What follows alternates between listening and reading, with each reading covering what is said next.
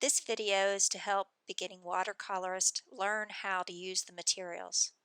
The first thing we are going to do is drip water in each section of the colors that we are going to be using in our watercolors.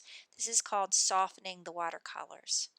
You want to allow those to rest for a while, and while you are doing that, you are going to simply put masking tape on the top and also on the bottom of your paper so that it will hold the paper in place and allow it to not roll.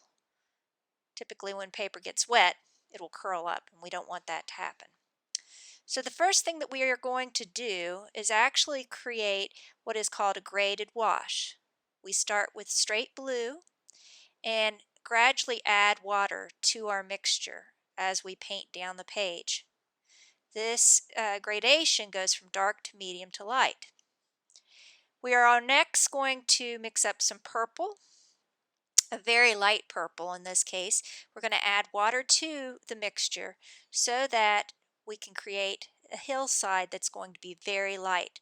This creates atmospheric perspective within our picture.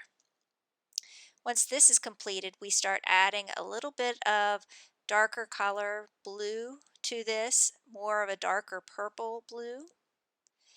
And by creating this line of hills, it gives us even more depth within our picture. Next to the same mixture, we're going to add a simple green. So it'll be a blue-green that will go over top of the other two hills that we created originally. And it's okay to overlap these as much as possible.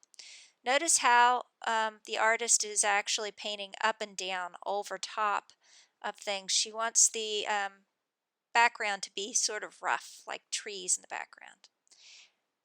Lastly, we are going to use straight green and start with what would be our picture plane here in the foreground. So this would be more like a field that we are creating, a little bit smoother than what we see in the background. We can start doing horizontal lines this way rather than painting everything vertically. We also add a little bit of yellow to this to create contrast to the foreground.